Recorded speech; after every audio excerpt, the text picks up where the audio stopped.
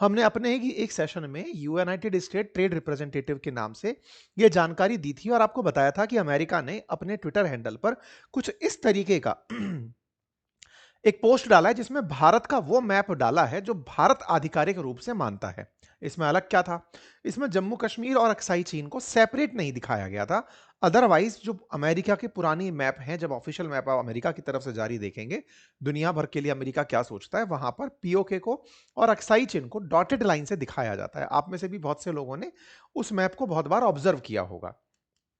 ये वाला जो मैप था जिसकी चर्चा मैंने आपसे की, आज खबर ये आ रही है कि अमेरिका ने वो पोस्ट ही डिलीट कर दिया है। यानी कि यूनाइटेड स्टेट का जो ट्रेड रिप्रेजेंटेटिव द्वारा सोशल मीडिया ट्विटर हैंडल पर, जिसे आज आप एक्स कहते हैं, उस पर जो तस्वीर भारत के मैप की डाली गई थी, उस पोस्ट को डिलीट कर दिया गया है, उस मैसेज को डिलीट कर दिया गया है। उसके बाद हमारे देश में तमाम तरह के बयान और बवाल शुरू हो गए कि क्या अमेरिका अपने पीओके को लेकर, पाक ऑक्यूपाइड कश्मीर के स्टैंड को लेकर, जो पुराने मैप में उसने भारत का दिखाया था, उसे लेकर पलट गया है? क्या भारत को दिखाकर फिर अमेरिका पाकिस्तान या चीन के दबाव में आ गया है? क्योंकि पाकिस्तान पीओके के ऊपर अपना कब्जा करके बैठा हुआ है, अक्साई चीन पर चीन करके बैठा हुआ है।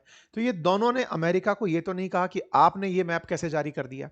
इन सभी चीजों के बीच में क्या वाकई में अमेरिका भारत के साथ ट्रेड डील के जो कुछ कुछ गुडी गुडी न्यूज थी वो करने के बाद फिर से बैक टू पवेलियन हो गया है, या ये मित्रता केवल एक दिखावा थी? इन सारी चीजों पर आज के सेशन में जिक्र है, क्योंकि अल्टीमेटली जिस मैप का सबसे ज्यादा जिक्र है, वो मैप अमेरिका की तरफ से जब आया, तो उससे समस्त भारतीयों को सोशल मीडिया पर एक बड़ा माहौल बन गया था इस बात का कि यूनाइटेड नेशंस का जो यूनाइटेड स्टेट्स का जो ट्रेड ऑफिस है, उसने इस प्रकार का मैप जारी किया है। सोशल मीडिया पर तमाम प्रकार के ट्विटर हैंडल्स एक्टिव हो गए कि देखो, इंडिया का जो ऑफिशियल मैप है आज वो अमेरिका भी मान रहा है।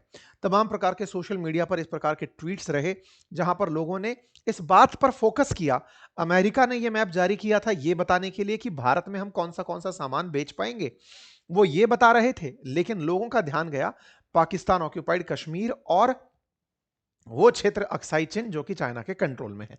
जब ये खबर बहुत ज्यादा सर्कुलेट होने लगी, हेडलाइंस बनने लगी, तो अब इसी चीज को तलाशना शुरू दोबारा से किया गया।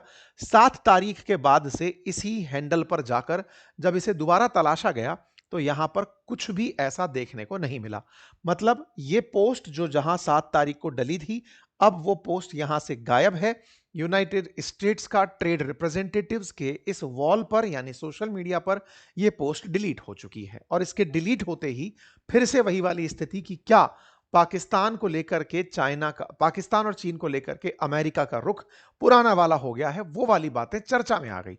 लेकिन जैसा कि आप सभी जानते हैं कि अमेरिका के द्वारा अक्सर अपने, चाहे अखबार हो चाहे उनके ऑफिशियल डॉक्यूमेंट्स हो, उनमें कुछ इस प्रकार का मैप जारी किया जाता रहा है। जब यह मैप आया था उस दौरान भी मैंने आपसे कहा था कि हो सकता है अमेरिका में जिसने ये पोस्ट डाला हो उसको ना पता हो कि इनके यहां पर क्या बवाल चल रहा है।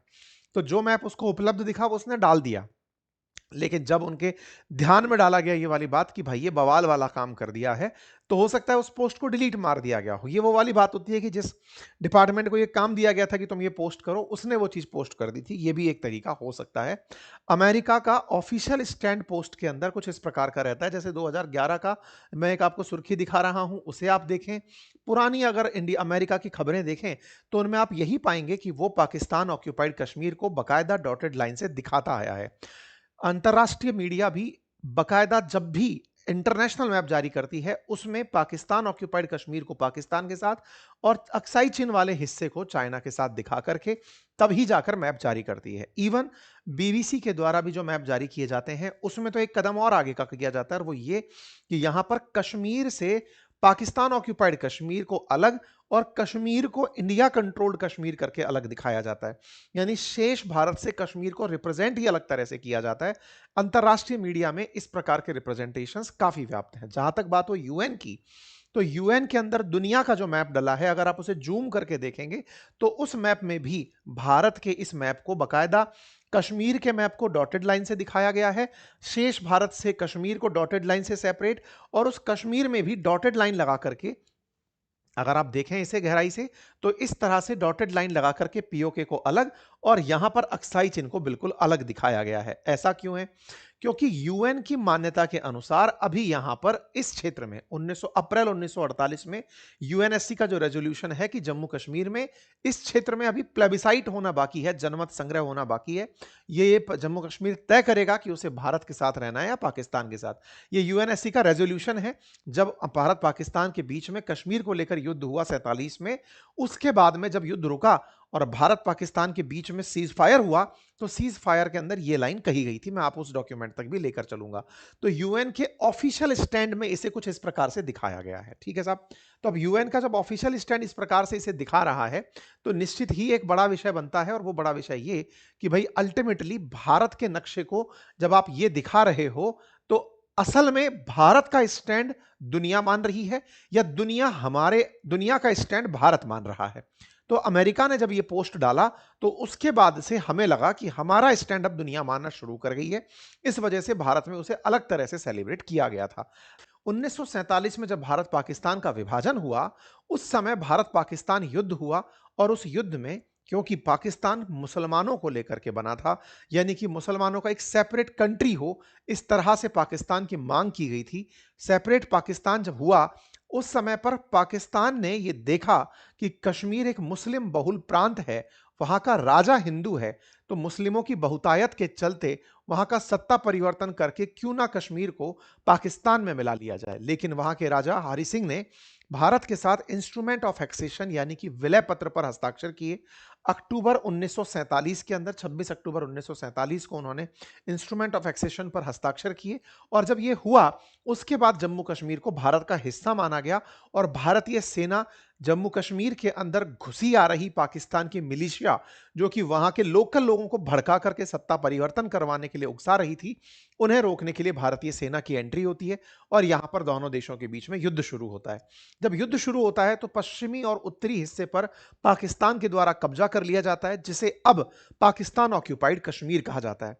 यह मामला 1949 में यूएन पहुंचता है, और वहां पर इस पर युद्ध विराम और सीज फायर लाइन की घोषणा होती है, आज जिसे आप लाइन ऑफ कंट्रोल कहते हैं।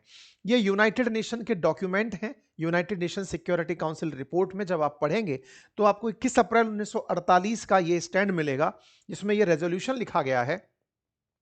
This resolution enlarged the membership of UNCIP and recommended measures that would bring about a cessation of fighting and create the proper condition for a free and impartial plebiscite बोले तो जनमत संग्रह to decide whether the state of Jammu Kashmir would accede to India और पाकिस्तान, कि वो भारत के साथ जाएगा या पाकिस्तान के साथ जाएगा।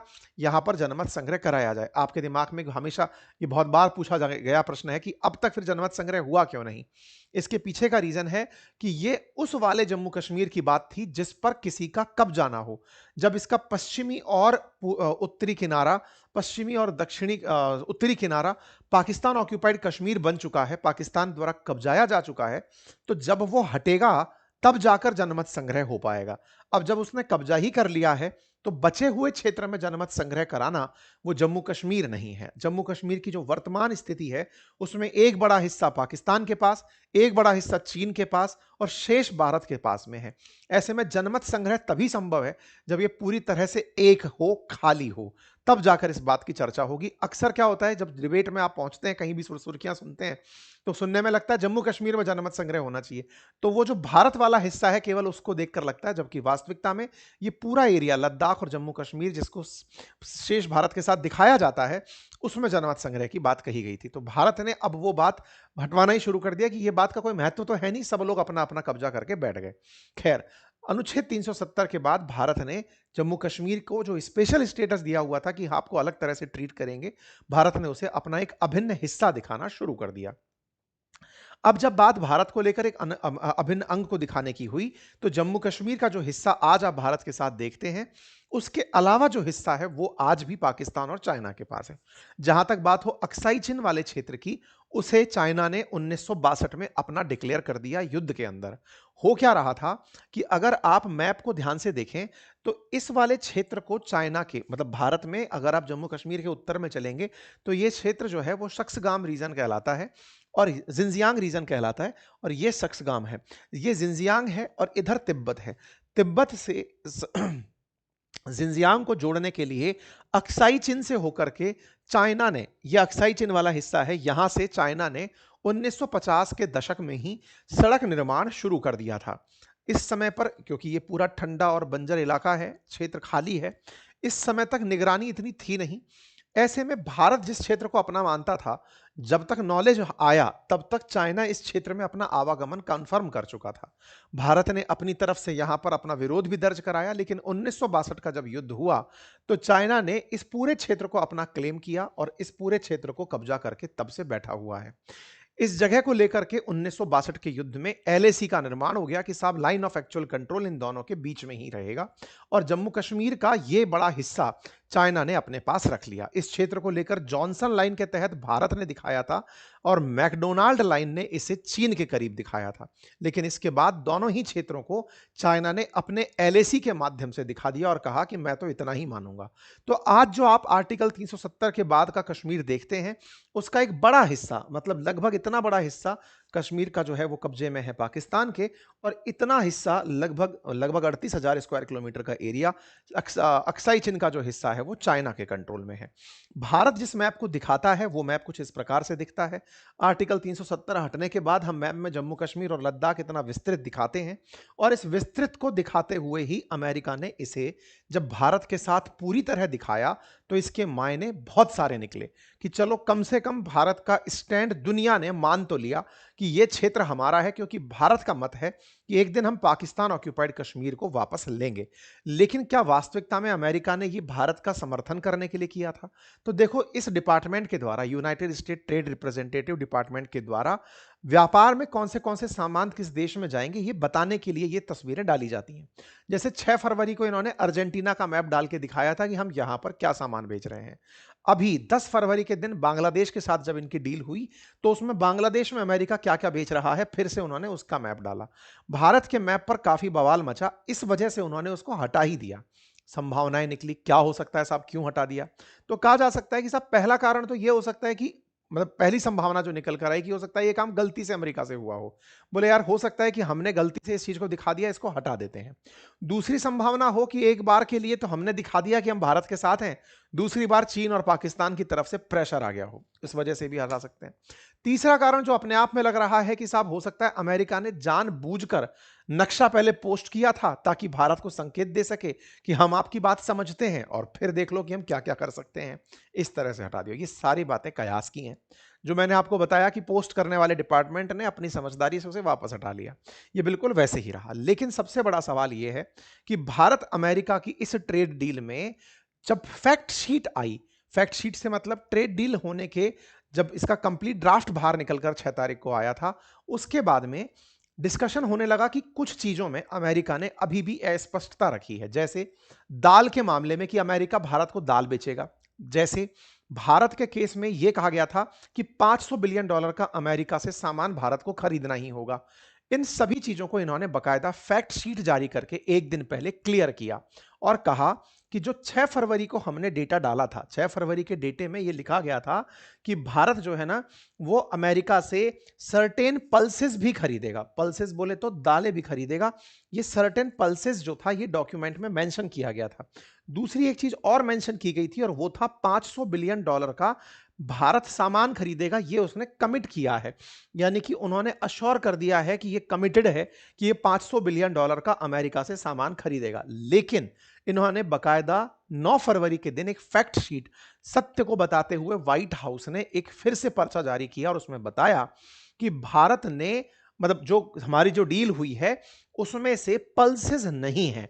मतलब अमेरिका और भारत के बीच में दालों को लेकर कोई भी बात नहीं हुई है, और जब दाल को लेकर बात नहीं हुई है तो अमेरिका ने इस डॉक्यूमेंट में से जो फाइनल ड्राफ्ट दिया 9 तारीख को उसमें से दालें हटा दी। और दूसरा कि भारत $500 बिलियन का सामान खरीदेगा, इस बात को लेकर के इन्होंने कमिटेड की जगह इंटेंड्स कर दिया। यानी कि भारत चाहता है, भारत की इच्छा है, यह संकल्प नहीं है कि $500 बिलियन का खरीदेंगे। तो अमेरिका ने अपने उस डायलॉग्स में कुछ परिवर्तन किए और साथ ही साथ भारत के लेकर के जो भारत को लेकर के तमाम प्रकार की ट्रेड प्रैक्टिसेस हैं उनको लेकर के भी, डिजिटल ट्रेड को लेकर के भी यहां पर काफी सारी चीजें कि अमेरिका अब यहां से आगे नरमी दिखाएगा डिजिटल सर्विस टैरिफ को लेकर के। ये बातें इन्होंने अपनी फैक्ट शीट में डाली। इसका मतलब यह हुआ कि अमेरिका ने जिस दिन ये फैक्ट शीट जारी की होगी, यानी सच को जारी किया होगा, उस दिन ही उस ट्वीट को डिलीट कर दिया, क्योंकि वो भी तो सच उनकी नजर में नहीं था। अमेरिका जो मानता है वो वही वापस डाल पाया और उसने वही डाला। ये बात विदेश मंत्रालय के द्वारा भी कही गई और इस तरह की फैक्ट शीट जारी होने के बाद में ये वाला जो मैप है ये हटा दिया गया। ये भी एक प्रबल संभावना निकल कर आ रही है। खैर, भारत के लिए इन दिनों जियोपॉलिटिकली इस बात का एक्सेप्टेंस बनने लगा है कि पाकिस्तान ऑक्यूपाइड कश्मीर भारत का है। यह बात हाल ही में एक और मौके से पता चली जब भारत और यूरोपियन यूनियन के बीच में ट्रेड डील हुई और उस ट्रेड डील में, इस ट्रेड डील के अंदर भारत के मैप को कंप्लीट मैप के तरीके से दिखाया गया। यानी फिर से पाकिस्तान ऑक्यूपाइड कश्मीर और अक्साई चिन वाला जो हिस्सा है, उस अक्साई चिन वाले हिस्से को कंप्लीट रूप से भारत के साथ जोड़ करके दिखाया गया था। यह बात भारत के लिए अंतरराष्ट्रीय स्तर पर स्वीकारोक्ति की बात नजर आती है। बाकी आप लोग इस विषय को कैसे देखते हैं, जरूर कमेंट बॉक्स में बताइए।